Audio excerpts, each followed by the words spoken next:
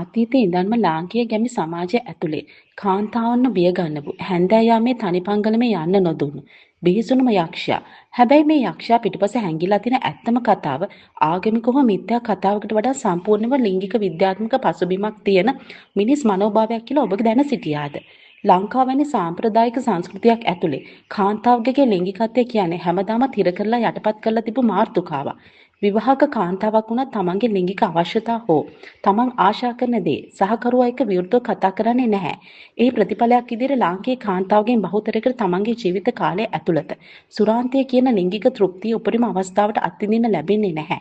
මේ විදිහට සිරුරින් සහ මනසින් ඉල්ලා සිටින ඒත් සැබෑ ජීවිතයේදී නොලැබෙන ලිංගික ආශාවන් සහ ලිංගික ෆැන්ටසි රාත්‍රී නිින්දේදී ඇගේ යටිසිතින් මතුවෙන්න පටන් ගන්නවා. ඒ තමන්ම උපරිමයට සතුටටපත් කළ හැකි හැටිදරි කඩවසම් පිරිමියෙකුගේ රූපයකි. අන්න ඒ රූපයට තමයි ගැමියන් කළු කුමාරයා කියලා නම තැබුවේ. මේ තත්ත්වය වඩාත්ම දරුණුවට බලපෑවේ ගැබිනි මව්වරුන්ට. ගර්භණීය සමයේදී සිරුරේ සිදුවන හෝමෝන වෙනස්කම් නිසා සමහර මව්වරුන්ට අධික ලෙස ආශාවක් ඇතිවත් සමාජීය බිය නිසා ලංකාවේ බොහෝ දෙනෙක් ගැබිනි සමයේදී ලැංගික එක්වීම සම්පූර්ණයෙන්ම නතර කරනවා.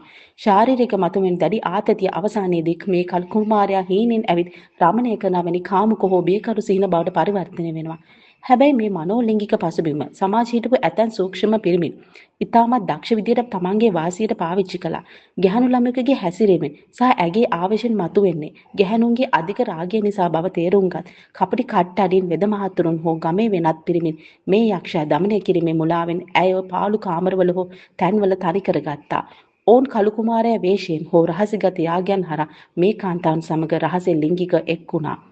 මේ ඇති වඩාත්ම මවිතකර කරුණ නම් අදාළ කාන්තාවද මේ ක්‍රියාවට රහසෙන් තමන්ගේ උපරිම සහයෝගය ලබා දීමයි.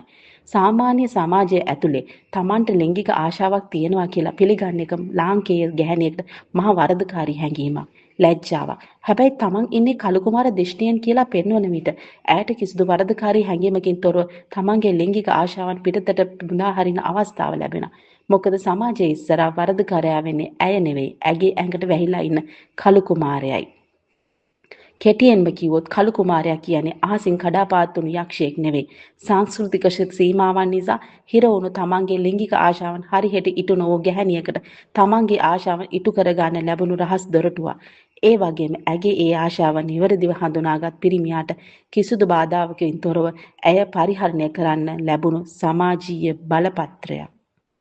මේ වගේ තව පුදුම හිතෙන දේවල් දැනගන්න වීඩියෝ එකට ලයික් එකක් දාලා අපිව ෆලෝ කරන්න, සබ්ස්ක්‍රයිබ් කරන්න අමතක කරන්න එපා. අපි ඊළඟ වීඩියෝ එකෙන් හම්බ වෙමු.